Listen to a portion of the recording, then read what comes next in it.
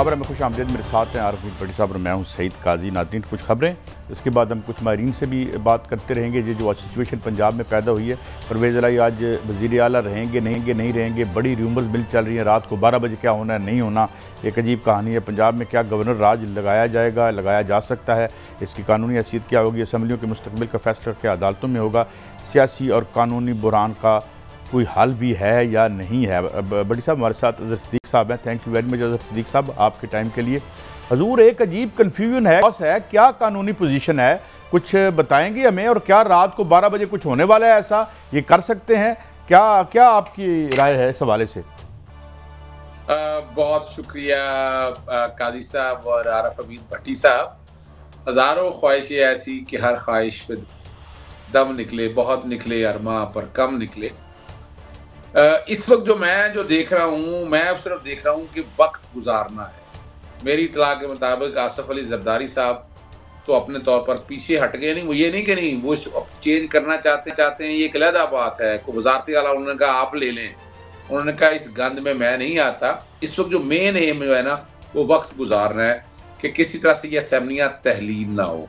वजह उनको पता है कि अक्सरियत इनके पास है नहीं, और जो डी नोटिफाई करने का ख्वाब है ना, वो नहीं पूरा हो सकता। मंजूर भट्टो की केस की वायलेशन हो रही है। मंजूर भट्टो साहब का केस आपको याद होगा, जो फौरन हल पे कहा गया था एतमाद का वोट लिया जाए। एतमाद का वोट लेने के लिए उस वक्त कहा गया था कम से कम 10 दिन के करीब चाहिए, और यहाँ तो 48 घंटे में। यार ऐसा है, कोई बादशाह सलामत है, वो आगे अभी 48 घंटे के अंदर अंदर ये काम कर दे। आप अगर नहीं करेंगे तो पता नहीं क्या हो जाएगा। अच्छा, आईने पाकिस्तान आप जरा आराम से पढ़ ले, देख ले, आपको समझ आ जाए आईने पाकिस्तान क्या कहता है, आईने पाकिस्तान का क्या तरीका है कार है। आईने पाकिस्तान ने जब ये रखा इसमें कि एतमाद का वोट लेना है तो इजलास समन करना है। अब समन से क्या मुराद है कि कोई इजलास नहीं हो रहा होगा, आपने इजलास बुलाना है, तलब करना है इस मकसद के लिए। और यहाँ आपको पता है कि यहाँ एक इजलास चल रहा था, जो इजलास गवर्नर ने बुलाया था ईवान इकबाल में बजट के कॉन्टेक्स्ट में, और वो इजलास चल रहा है अभी। और इस इजलास ने अभी खत्म नहीं हुआ। प्रोवोक कर सकता था गवर्नर, अगर अक्लमंदी का मुजाहरा करते, पता नहीं कौन से लोग इकट्ठे बैठे, जब फैसला कर लिया कि एतमाद की तहरीक और अदम एतमाद इकट्ठे दे लिए। तो अगर करना भी था तो पहले तो आइन का आर्टिकल 130 सब आर्टिकल 7 बड़ा क्लियर है, इजलास समन करना। और समन क्यों करना है कि पहले मुतमिन करना है, लफ्ज सेटिस्फाइड का लिखा हुआ है कि कॉन्फिडेंस नहीं है, मेजॉरिटी नहीं है और कॉन्फिडेंस लेना है आपने। तो वो कॉन्फिडेंस के लिए आपको सेटिस्फाई होना है। और सेटिस्फाई कैसे होगा? आप मिसाल के तौर पर वो जो तोता मैना की कहानियां या अपना सोनी महिवाल की 6-5 दिख रही है पॉइंट, उनमें से कोई एक पॉइंट नहीं है जो ये बात को सजेस्ट करता हो, जो ऐसा बताता हो। थोड़ी सी बिस्मिल्लाहिर्रहमानिर्रहीम रहनुमाई चाहूँगा। आज वज़ीर दाखिला मोहतरम फरमाया कल उन्होंने कि हम वज़ीर आला हाउस और वज़ीर आला सेक्रेटरीट सील कर देंगे। आज उन्होंने कहा अगर 4 बजे ना लिया तो हम गवर्नर राज भी लगा सकते हैं और नोटिफिकेशन कर सकते हैं वज़ीर आला पंजाब परवेज़ इलाही वज़ीर आला नहीं रहे। क्या ये आईनी इक़दाम है या गैर आईनी है? देखिए जी, आइन में मैं ढूंढ रहा था, जब से ये मैंने सुना है ना, मैं ढूंढ रहा था। फिर मुझे ख्याल आया यार शायद आइन पाकिस्तान अंग्रेजी के अंदर है, तो उर्दू का आइन मैंने देखा पकड़ के। हाँ, यहाँ पंजाबी का दस्तयाब नहीं है या फारसी का दस्तयाब नहीं है, वो भी यहाँ दस्तयाब हो तो आम आदमी को आसानी हो जाए। की माफी डांग सोटे का आइन आपने सुना है? मुझे ऐसा लग रहा है, मैं माफी चाहता हूँ, ये आप रहनुमाई करेंगे। मैं अच्छा किया ना आपने, मुझे असल में मैं कहना भूल गया कि वो डांग सोटे के आइन में तो ये लिखा है, यानी क्या है कि गवर्नर को शक्ल अच्छी नहीं लगी या गवर्नर को कोई अदा पसंद नहीं आई। 48 घंटे में फर्क भाई वो ये अदाओं पे नहीं होनी है आपने। और अच्छा, ये कमाल है, एक डिक्टेटरशिप और क्या होती है? डिक्टेटरशिप ये तो होती है कि जनाब अब प्रोसेस दिया है, उस कॉन्स्टिट्यूशन प्रोसेस में क्या होना है कि पहले आपको मुतमईन होना। अभी चैलेंज कबूल करें, जरा बता दें कि कितने लोगों ने इस्तीफा दिया, कोई फॉरवर्ड ब्लॉक बन गया है, ऐसी कोई चीज नहीं है रिकॉर्ड। उस वक्त तो आपको याद है उन दौरों के अंदर अगर देखा जाए, बलोचिस्तान के अंदर जफरुल्लाह जमाली साहब के दौर में जब मंजूर भट्टो साहब के दौर में हमने फॉरवर्ड ब्लॉक तो हम आप सुनते रहे ना, या तो कोई ऐसी चीज बन गई है, लोगों ने अदम एतमाद का इजहार किया तो गवर्नर ने कहा नहीं ये लोग निकल रहे हैं, मैं मुतमईन हूँ, और वो पांचों जो वजह दे दी है वो माइंड दे दी और बदनीति पर मबनी है। अब आप कहें कि जनाब अच्छा ये कह रहे जनाब 4 बजे नहीं आया, तो 4 बजे तो इजलास स्पीकर ऑफ द हाउस ने, मास्टर ऑफ द हाउस तो स्पीकर है, वज़ीर आला पंजाब तो तब आएगा ना जब अगर स्पीकर इजलास बुलाएगा, यानी इजलास से मुराद ये स्पीकर नोटिफाई करेगा, बाकायदा गैजेट में देगा जो आइन और कानून कहता है, रूल्स ऑफ द बिजनेस। जो मास्टर जो है ना, हेड मास्टर जो है वो स्पीकर है। स्पीकर ने तो कहा इजलास मुलतवी कर दिया है 23 तक के लिए। और कमाल की बात है, और एक और बात बताते चलें आपको, मैं ढूंढता रहा हूँ कि तहरीक अदम एतमाद और एतमाद इकट्ठे पूरी दुनिया में किसी जगह कहीं नहीं देखा मैंने। और मैंने एक ईमेल कर रहा हूँ Guinness book of world record को कि पाकिस्तान का ये काम करने पर उसका नाम लिख दे Guinness book of world record के अंदर, कि यहाँ तहरीक अदम एतमाद और एतमाद भी, और साथ साथ यही सिर्फ यही नहीं है, स्पीकर डिप्टी स्पीकर पूरे जहां के अगेंस्ट आप आ जाएं। अब आपने जब इजलास चल रहा है इजलास, को पता है वो प्रोग कर लेते, और ये गवर्नर ने बुलाया था, आपने प्रोग नहीं किया, और जब प्रोग नहीं किया तो यही तो एक फर्क है। अगर सब ये रहनुमाई फरमाएं, क्या बज़ाहिर हुकूमत वज़ीर आला पंजाब की आईनी और कानूनी तौर पर परवेज़ इलाही साहब की, अब राना सनाउल्लाह साहब उधर जाके सील करना चाहते हैं 5 क्लब प्राइम सीएम सेक्रेटरीट या सीएम ऑफिस, तो क्या वो जाती बंदों को ले जाकर वो सील कर सकते हैं? आइन में इसकी कोई है गुंजाइश?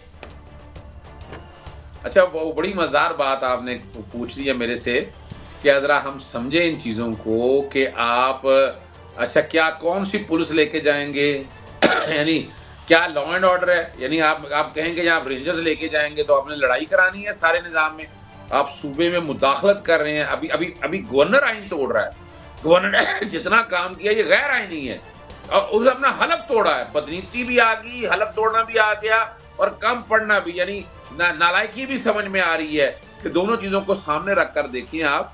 इजलास पहले प्रोग कर लें, उसके बाद नया इजलास, आज भी कह सकते हैं इजलास प्रोग करें, आप इजलास प्रोग कर लें और उसके बाद अपना इजलास नया बुला लें आप। लेकिन अब क्या मसला है, हर्डल क्या है कि तरीके, मैं रात मुख्तलिफ टीवी प्रोग्राम में था तो कामरान मुर्तज़ा साहब और रफीक रिजवाना साहब मौजूद थे, तो सब ने कहा हमारी समझ नहीं, उनमें शख्सियत की ये राय थी, हमें समझ नहीं आया कि तहरीक अदम एतमाद और एतमाद इकट्ठे क्यों लेके आए हैं।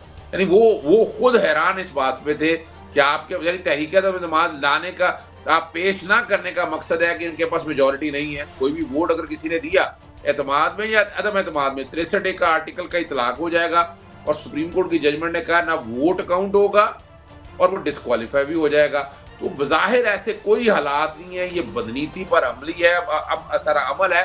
और मैं बाकायदा सदर पाकिस्तान और गवर्नर को, जैसे यहाँ से स्पीकर ने लिख दिया हटाने के हवाले से, मैं एक नोटिस दे रहा हूँ कि इन हालात में गवर्नर ने अपना आइन तोड़ा है, हलफ तोड़ा है, इनको रिमूव किया जाए, सदर पाकिस्तान को भी और वजीर आजम को भी। फिर एक आइनी दरखास्त भी मैं इंशाल्लाह हाईकोर्ट में लेकर आऊँगा कि ये डिटर्मिनेशन भी आइंदा से होनी चाहिए कि क्या तरीके अदम एतमाद और एतमाद, ऑल्दो प्रोसीजर आर डिफरेंट, लेकिन जब इजलास हो रहा हो तो बिल्कुल ही दिया जा सकता। अच्छा, एक आखिरी सवाल आपसे अजहर सिद्दीक साहब, ये थोड़ी रहनुमाई फरमा दें कि अब क्या, जैसे भट्टी साहब ने आप कहा कि डांग छोटे वाला आइन, तो उसके तहत तो फिर क्या गवर्नर राज लग सकता है? बड़ा जबरदस्त सवाल आपने काजी साहब किया। इनका आर्टिकल 232 और 234 देख लें आप, कौन सा यहाँ गैर कानूनी और गैर आइनी काम, और यहाँ क्या ऐसी इंटरनल डिस्टर्बेंसेस क्या है, वो एक्सटर्नल एग्रेशन क्या होगी है, कोई ऐसी वजूह एक भी नहीं है जो सजेस्ट करे।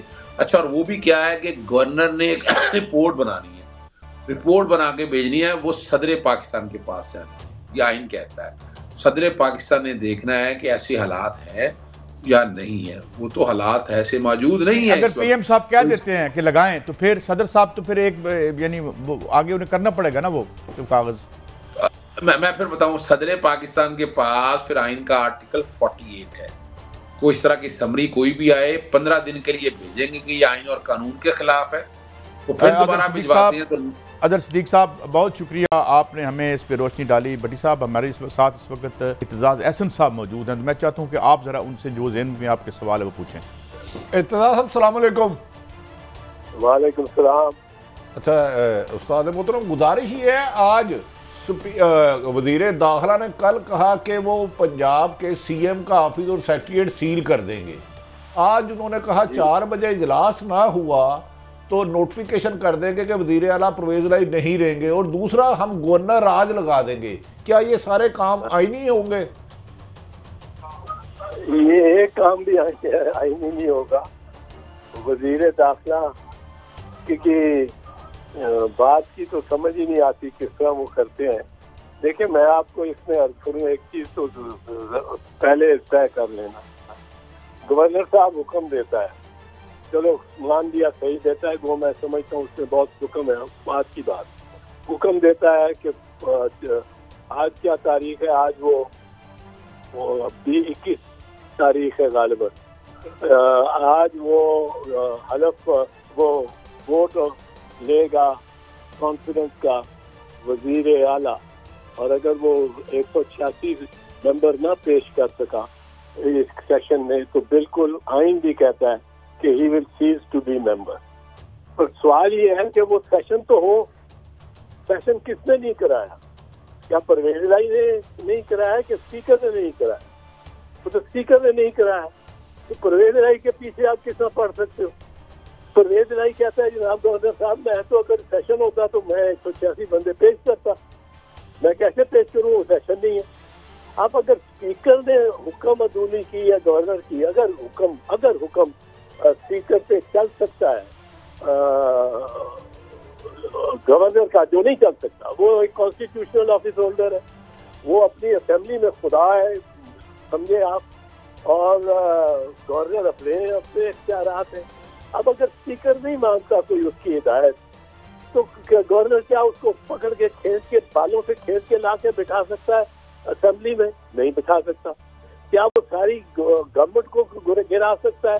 और क्या फौज को बुला के और रेंजर्स को बुला के वो वजीर आला के दफ्तर और उसके घर पे कब्जा कर सकता है? ये कोई मशरकी पाकिस्तान है? ये किस तरह की बात कर रहे हैं? ये कल सिंध पे करेंगे ये इस तरह, तो क्या हम बर्दाश्त करेंगे? मैं पंजाबी भी जाके सिंध के लिए या बलूचिस्तान के लिए लड़ूंगा? ये वफाक है, इसमें यूनिस में ये जनरल जिया खान नहीं फिर रहा राना सनाउल्लाह बन के कि I have ordered my forces to take over। तो वो तो नहीं है। अब बात ये है, बात आराम से करने की है। गवर्नर साहब पिटीशन भेजे सुप्रीम कोर्ट को अंडर आर्टिकल 184(3), जिसमें एक आईनी ओहदेदार ने दूसरे आईनी ओहदेदार के खिलाफ जब शिकवा किया तो किसको किया? अदालत को। किसने किया? चीफ जस्टिस ऑफ पाकिस्तान ने। किसके खिलाफ किया? प्रेसिडेंट ऑफ पाकिस्तान के खिलाफ। सुप्रीम कोर्ट ने चीफ जस्टिस ऑफ पाकिस्तान के हक में जुलाई 2007 को फैसला दे दिया और उसको बहाल कर दिया। ये और बात के बाद में परवेज मुशर्रफ ने उसको फिर गिरफ्तार कर लिया नवंबर में, और जजों को भी गिरफ्तार कर लिया, इमरजेंसी लगा दी। वो सारी भी जब सुप्रीम कोर्ट बहाल हुआ फाइनली, उन्होंने सारा उसको कलअदब और गलत करार दे दिया। पर ये फैसला करना अदालत का है, ये फैसला आपका, मेरा, स्पीकर का या गवर्नर का नहीं है। अब गवर्नर वो राना सनाउल्लाह की मानेगा गवर्नर साहब, तो गवर्नर तो फिर चल है, कल सिंधियों पे भी लगेगी और बलोचियों पे भी लगेगा। ये इख्तियार नहीं है गवर्नर के पास कि वो लगा दे, गवर्नर रूल राज लगा दे अगर उसकी बात स्पीकर न माने। और आर्टिकल 254 ये कहता है कि अगर आपने कोई काम एक खास मियाद के अंदर करना हो और वो काम आप करें, वही काम करें जो आइन तकादा करती है, पर 10 दिन बाद, महीने बाद कर दे, तो वो सिर्फ इसलिए कलअदम उसको करार नहीं दिया जा सकता कि आपने इजाफी टाइम लिया। अगर वो वैलिड है तो वो वैलिड है, टाइम की कोई कंस्ट्रेंट नहीं है। अब अगर ये हो जाता है, मोशन तहरीक पेश हो जाती है सुप्रीम कोर्ट में या सदर का खत इसमें असेंबली में पेश हो जाती है, देर होती है, तो फिर भी वो वैलिड है।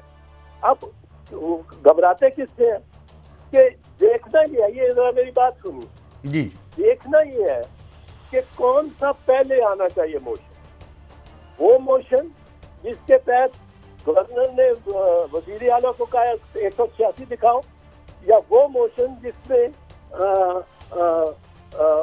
ये ऑपोजिशन ने वजीर आला को कहा कि 186 दिखाओ। अगर गवर्नर का पहले मूव होना है तो वजीर आला ने 186 दिखा दे, और अगर ऑपोजिशन का पहले मूव होना है तो फिर ऑपोजिशन ने 186 दिखा दे। अब ये किसने फैसला करना है कि कौन सा मोशन मैं पहले रखूंगा, कौन सा बाद में रखूंगा? दोनों को एक दिन फिक्स किया है, ये स्पीकर का फैसला है, ये स्पीकर ने फैसला करना, ये गवर्नर ने नहीं करना। वो चाहे नवे नंबर पे रखा हो गवर्नर का उस दिन, वो रखा हो, रखा है, रखो। अब वो ये स्पीकर ने फैसला करना है कि किसने 186 पहले दिखा ले। अगर वो ऑपोजिशन को कह के दिखाओ अपने 186 पहले, और उनके पास 186 ना निकले, खत्म हो गया मामला, गवर्नर वाला गया। अच्छा साहब, एक और रहनुमाई फरमाए, क्या जैसे गवर्नर साहब ने फौरी तौर पे कहा परसों कि 48 घंटे के अंदर इजलास बुलाओ, क्या इसके लिए कोई टाइम फ्रेम देना होता है कि अगर वो कहते हैं 24 घंटे में बुलाओ, कोई मेंबर असेंबली मुल्क से बाहर है, कोई बीमार है, तो उस सूरत में ये क्या जायज है उनका कि सुबह परसों ही बुलाओ हर हाल में? तो 1997 में इसी तरह हुआ था मियां मंजूर वट्टू के केस में, और लाहौर हाई कोर्ट के लार्जर बेंच ने ये फैसला किया था कि 2 दिन का जो मियाद है ये बहुत कम है और ये अनरीजनेबल है। जहां तक आप देखें, साथ ही वो आर्टिकल भी है जिस आर्टिकल के तहत अदम एतमाद की तहरीक वो होती है। ये एतमाद का खत है या एतमाद लेने का, दिखाने का, वो अदम एतमाद जो अपोजिशन लाती है, और उसमें लिखा हुआ है कि resolution shall be move in the house not before 3 days and not after 7 days। अब वो 3 दिन और 7 दिन, 3 दिन मुनासिब वक्त होता, 4 दिन मुनासिब वक्त होता। और ये कहना कि आज रात को आप करें और परसों आप सारे बंदे पूरे करो, वो कोई बीमार पड़ा है, कोई ऐबटाबाद में बीमार पड़ा है, पंजाब में तो नहीं है ऐबटाबाद, कोई उम्रे पे गया हुआ है, कोई वैसे कराची अपने किसी शादी ब्याह में गया हुआ है, उनको आने की आप पहुंचने के मौका भी नहीं, कोई अमेरिका गया हो, तो ये तो अनरीजनेबल है और इस पे तो ये सेटिसाइड हो जाता है, इस पे ही सेटिसाइड हो जाता है। अच्छा तो अच्छा, एक और ही बात कर रहा हूँ जो किसी ने नहीं की जी, अगर कोई किसी ने कोई जिम्मेदार है, किसी के जिम्मे कुछ है जो उसने नहीं किया, तो स्पीकर है। स्पीकर अगर नहीं मानता गवर्नर की बात तो आप गवर्नमेंट को खत्म कर सकते हैं। गवर्नमेंट और चीज है, प्रोविंशियल असेंबली और चीज है। अच्छा, एक सियासी एक नुक्ता और क्या इसी कैसे इस बयान को आप देखते हैं वजीर दाखिला साहब के कि हम और इदारे इमरान खान को हटाने का फैसला कर चुके हैं? Don't you think it is an irresponsible statement on the behalf of the, मुझे नहीं पता इदारों से उनकी क्या मुराद है, तो how do you look at this statement legally and politically? गैर जिम्मेदार स्टेटमेंट है। अपना राना सनाउल्लाह साहब एक गो वकील है, पर वो ऐसे बयान दे रहे हैं कि जो वफाक की जड़ों को ही कमजोर करें। अब इन्होंने जो पंजाब पे कहा है कि हम फौज के ही करेंगे, ये कहेंगे सिंध पे करें, हमारी पीपल्स पार्टी की गवर्नमेंट पे करेंगे, तो आपका ख्याल है हम आराम से बैठे रहेंगे कि आओ और हमें जूते मारते रहो सर पे, और सर लगू करके इन पंजाब के, मैं पंजाब से भी, पंजाब के आगे हम बैठे रहेंगे? हम मदाफियत करेंगे, हमारी कौम सारी खड़ी हो जाएगी। बलोचिस्तान पे किया तो बलोचिस्तान पे भी ये तो मैं कह रहा हूँ याह्या खान की तरह ये कहते हैं मैं ये कर दूंगा वो कर दूंगा। एक याया खान बन गया है, पैदा हो गया है। अब ये काम बड़े सुलझे हुए तरीके से, नरम लहजे से, लंबी लंबी सांस लेके राणा साहब को इस पे बात करनी चाहिए और दूसरों के। और जब राणा साहब बात करता है तो पंजाब भी बात करता है उनके साथ, वो पंजाब को भी रिप्रेजेंट करते, वो वफाक को भी रिप्रेजेंट करते, वो इदारों को भी जो वफाकी है उनको रिप्रेजेंट करते। और मतलब है एक सूबे के खिलाफ वो इस तरह बात करते हैं, ये काबिल कबूल नहीं है और कानूनी और आईनी भी नहीं है। कानूनी और आईनी, आप परवेज इलाही को कह रहे हैं कि 4 बजे इसकी खत्म हो जाएगी हुकूमत, तो उसकी तो हुकूमत खत्म होगी। यस, लिखा है चीफ मिनिस्टर, अगर एक सेशन हो, उस सेशन में वो 186 बंदे न लेके जाए। पर अगर सेशन ही ना हो, उस सेशन हो ही ना, वो हिंद सिंध चीन जापान ढूंढता फिर सेशन हो, कहाँ सेशन, वो सेशन में मिले होते, तो वो उसको आप किस तरह मुरद इल्जाम ठहरा सकते। अच्छा, गवर्नर राज पे भी मैंने आपसे गाइडेंस लेनी है। ये गवर्नर राज जो है उसकी भी कोई है, ये स्ट्रेट अवे गवर्नर साहब एट हिज विल लगा सकते हैं, और अगर गैर आईनी तौर पर लगाते हैं तो क्या उसकी रेमेडी भी है गवर्नर साहब के हवाले से? जी जी जी जी जी जी उसकी रेमेडी तो वही आर्टिकल है कॉन्स्टिट्यूशन के, 199 जो कि विच ज्यूरिसडिक्शन का आर्टिकल है, और 184(3) जो सीधा सुप्रीम कोर्ट के खिलाफ वही इख्तियारात है। और ये गवर्नर राज अक्सर कलअदम होता रहा है। सलमान तारीखीर वाला जो था वो सुप्रीम कोर्ट ने कलअदम करार दे दिया था। आपको याद होगा कि अल्ताफ हुसैन जब गवर्नर थे और ये फैसला हुआ था, किया था, नवाज शरीफ थे वजीर आजम, तो इन्होंने फैसला किया था कि रेंजर्स जाके गवर्नर हाउस से गवर्नर को निकालेंगे और फेंकेंगे बाहर। और वो जो थे गुलाम इसहाक खान साहब, वो प्रेसिडेंट थे। अब गुलाम इसहाक खान साहब कहते थे कि जॉइंट मुश्तरका इजलास बुला रखा है हुकूमत ने, और मुश्तरका इजलास बैठा हुआ इसको डिबेट कर रहा था सेनेट और नेशनल असेंबली, और उन्होंने कहा कि वो जो फैसला करेगा मुश्तरका इजलास मैं वो करूँगा। मुझे बीबी ने कहा तुम तकरीर करो और ये साबित करो बाबा सुनेगा वहाँ। मैंने 3.5 घंटे की तकरीर की और मैंने ये साबित किया कि ये हुकूमत मुश्तरका इजलास के जो बुनियाद मुश्तरका इजलास का पाबंद नहीं है प्रेसिडेंट। मुश्तरका इजलास अगर गलत बात करता है, मुश्तरका इजलास ने क्या किया, वो मुश्तरका इजलास में करारदाद थी कि अल्ताफ हुसैन गवर्नर को हमने निकाल दिया, अब आप गवर्नर की जगह नया गवर्नर लगाते चाहते हैं, तो प्रेसिडेंट तो तैयार नहीं था लगाने को इसहाक खान, उसके कहा मैं नहीं चेंज करना। अब आप चेंज कर रहे हैं और मियां मोहम्मद अजहर को ला रहे हैं, पर उसको क्या किया करारदाद में, क्या कहा कि then the federal government shall appoint Mian Mohammad Azhar, son of Mian Fazldar, as the administrator of Punjab. मैंने कहा एडमिनिस्ट्रेटर किसी कोऑपरेटिव सोसाइटी का हो सकता है, एडमिनिस्ट्रेटर एलडीए का हो सकता है, एडमिनिस्ट्रेटर किसी कॉर्पोरेशन का हो सकता है। सूबे का कहाँ लिखा है आइन में कि एडमिनिस्ट्रेटर होगा? वो आइन में आई नहीं एडमिनिस्ट्रेटर का जिक्र। तो वो सारा रिजेक्ट हुआ और खुद गुलाम इसहाक खान जो पहले कहते थे कि मैं तो गलत है या सही, जो कुछ कहेगा मुश्तरका इजलास में मान लूँ। मैंने साबित किया कि मुश्तरका इजलास की जो करारदाद है वही गैर आईनी है कि एडमिनिस्ट्रेटर को लगा रही है, फारूक लगा रही है, और आफ्ताब शेरपाव बैठे हुए थे प्रेसिडेंट साहब के पास। 3 घंटे वो कन्विंस करते रहे। उन्होंने कहा कि इतराज बोल रहा है, इसको बोलने दो, सुन लो, उसको सुनते हैं। ये इसहाक खान साहब ने कहा अपने वो इंटरनल जो सिस्टम था वो उनको आवाज जाती थी, उस वक्त शक्ल वीडियो नहीं जाता था, आवाज जाती प्रेसिडेंसी में ऑफ प्रोसीडिंग इन पार्लियामेंट, क्योंकि president is a part of parliament.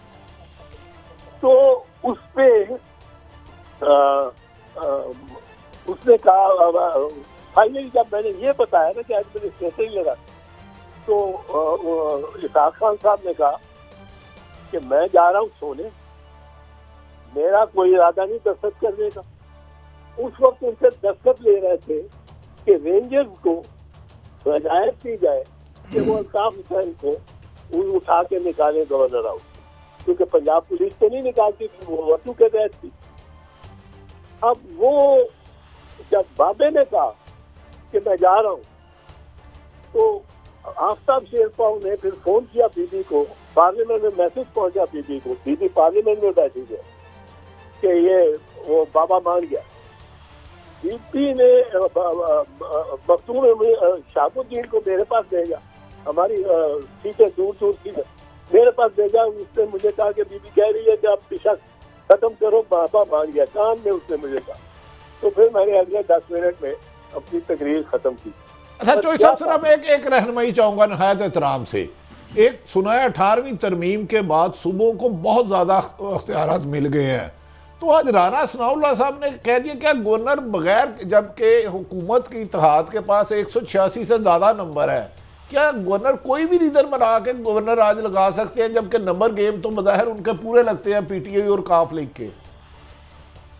Governor बिल्कुल कोई रीजन देख के नहीं कर सकता। मिसाल के तौर पे मैं आपको कह सकता हूँ, गवर्नर के रीजन आइन जहाँ कहे, आइन जहाँ कहे कि for reason to be recorded, he can do this, he can dismiss a civil servant for reason to be recorded, या he can acquire the private land for reason to be recorded. जहाँ आइन का reason चाहिए वहाँ वो reason rational होने चाहिए, वो रीजन ठोस होने चाहिए, वो रीजन वाज़ेह होने चाहिए, वो रीजन एहसन साहब, you know it is always a pleasure having you on the show and you always बड़ा इम्पार्शल आपका और गैर जानबदाराना बेलाग होता है। बहुत शुक्रिया, आपने हमें वक्त दिया। भट्टी साहब, 2 नुक्ते में आके आपसे पूछूंगा, ये तो जो स्पीकर हैं वो देख सकते हैं कि पहले कौन सी टेकअप करेंगे तो कहानी बदल जाती है।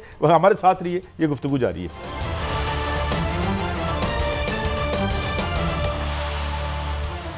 Welcome back. भट्टी साहब, हम कोशिश कर रहे हैं, बल्कि आपका पैगाम भी सिप्तैन साहब तक पहुंच गया। इज़ वेरी काइंड इनफ कि अभी चंद लम्हे में हमारे साथ होंगे। पंजाब के हवाले से इस मुझसे ज़्यादा अहम शख्सियत सिप्तैन साहब, अस्सलाम वालेकुम।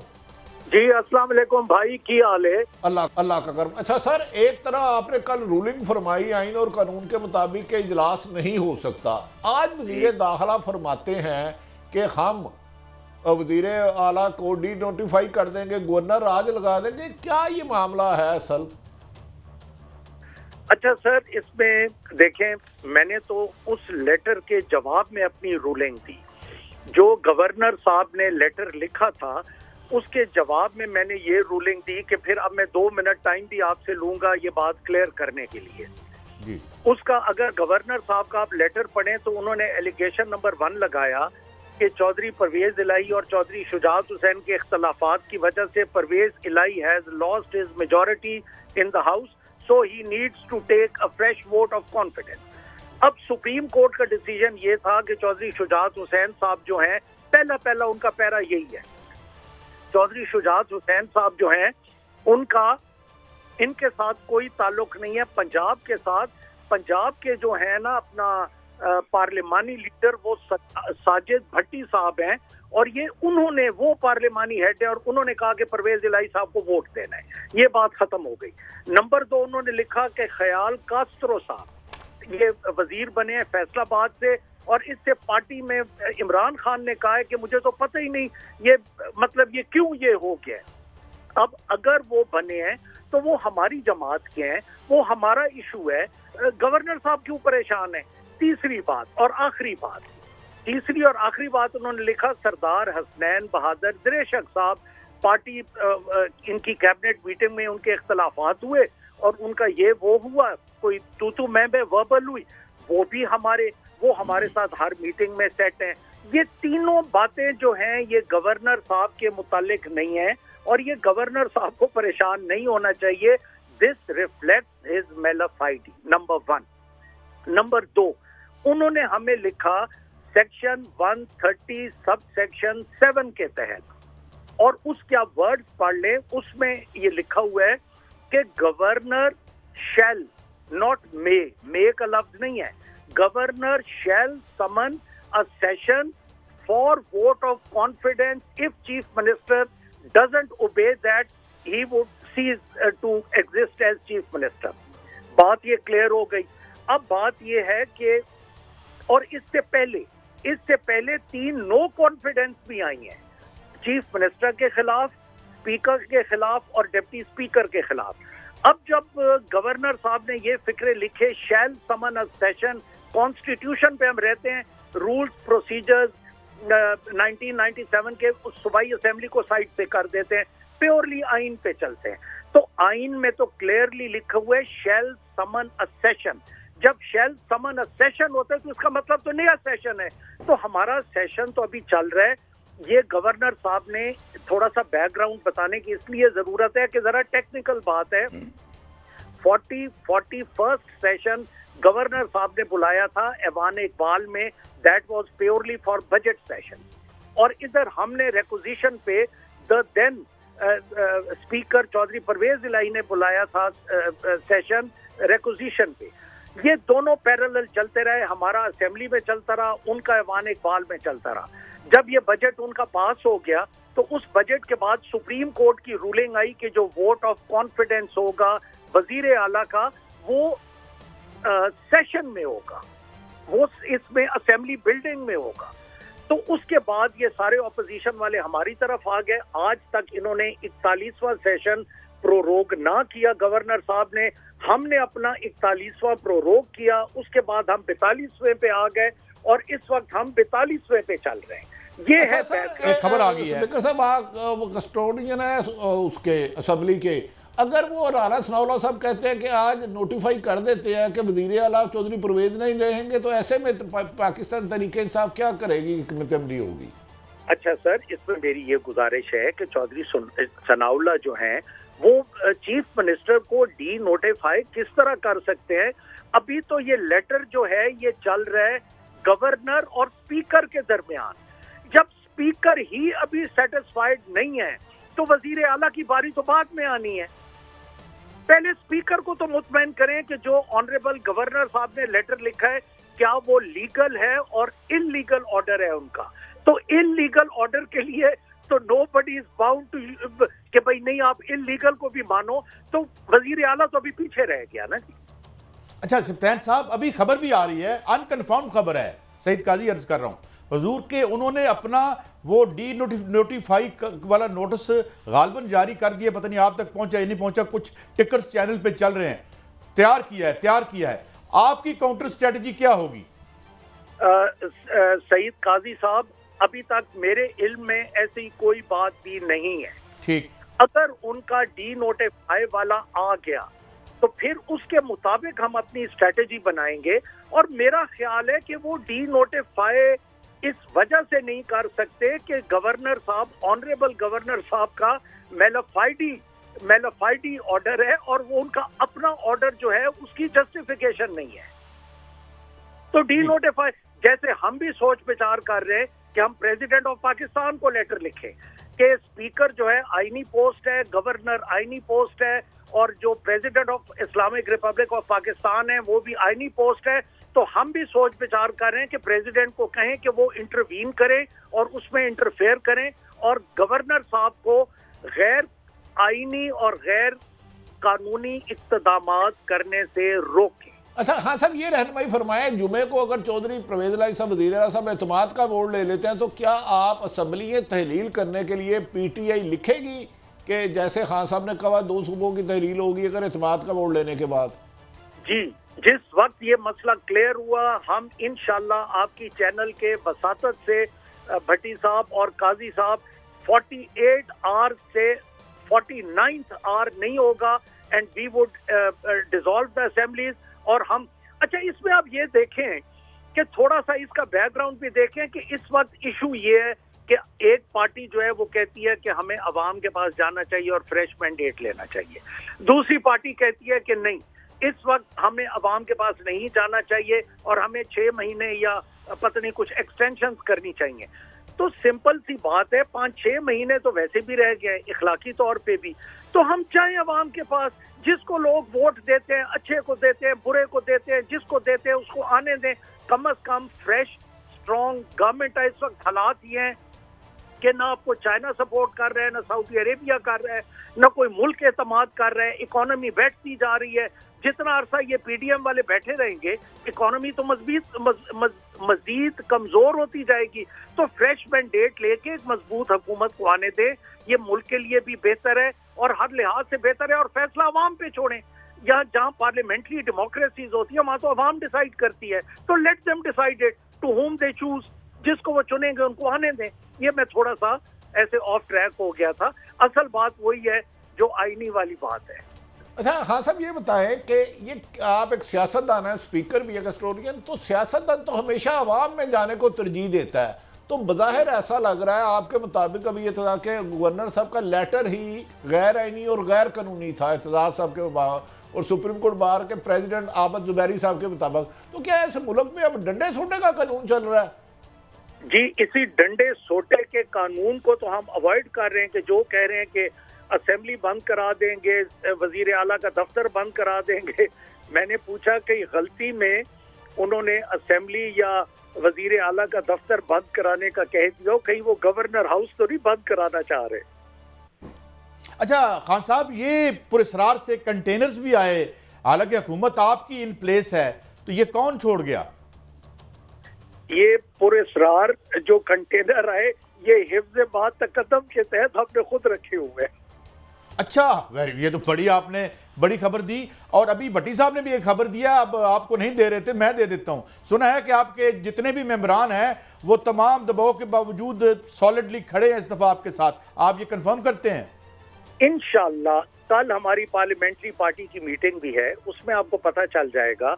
हमारा इंशाअल्लाह 190 में से शायद एक आधा मुल्क से बाहर हो, या इस तरह की दो की मुल्क से बाहर हैं। एक वो हमारी एमपी है, लेडी एमपी हैं शमसा बीबी, उनका बेटे की तबीयत जेन्युइनली ठीक नहीं है, वो हमसे भी पहले की पीटीआई के, शी इज अ लॉयर। और एक हमारे साहब गए हुए हैं बाहर, बाकी सारे इंशाल्लाह कल हाजिर होंगे। और कल हम पीएमएलक्यू वालों को भी बुलवा रहे हैं अपने। अच्छा खान साहब, ये रहनुमाई फरमाए, बज़ाहिर काफ लीग का भी एक सिंगल कैंडिडेट, एक एमपीए नहीं टूटा ना, पीटीआई तो बिल्कुल आपके सरबराही में, इमरान खान सरबराही में इकट्ठे हैं। तो गवर्नर साहब को कैसे ख्वाब आ गया कि आपके पास अक्सरियत में नहीं, वज़ीर आला के पास? मुझे इस बात की समझ नहीं आई, अभी तक एक सिंगल आदमी नहीं टूटा उनसे, पीडीएम की 13 जमातों से। जी अच्छा, आरिफ हमीद भट्टी साहब, आप ये देखें कि गवर्नर साहब ने जो 3 पॉइंट लिखे हैं, पहला पॉइंट वो कहते हैं कि आपकी और चौधरी शुजात साहब की लड़ाई है। तो भाई चौधरी शुजात साहब की और उनकी अगर कोई घरेलू इख्तलाफ है तो सुप्रीम कोर्ट के फैसले के मुताबिक तो परवेज इलाही पंजाब की पार्लिमानी पार्टी को उन्होंने डील करना है।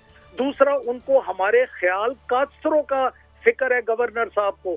तीसरा, हमारा सरदार हसनैन बहादुर दरेशक का फिक्र है। तो ये तीनों तो हमें फिक्र करने चाहिए, उनको क्यों फिक्र है? That reflects his mala fide. तो डू यू थिंक ये सारे तरीके आपको असेंबली तहलील करने से रोकने के लिए आजमाए जा रहे हैं? 100% सर, आप करेक्ट कह रहे हैं। यहाँ 2 कुव्वतों की जंग है।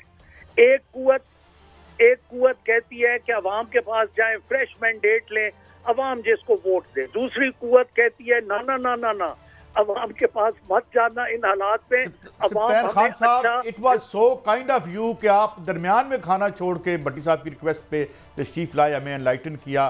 गुड लक और बहुत शुक्रिया टाइम देने का। नाज़रीन, प्रोग्राम का वक्त खत्म हो गया। गुफ्तगू तो दिलचस्प थी, इजाज़त दें, कल फिर मिलेंगे।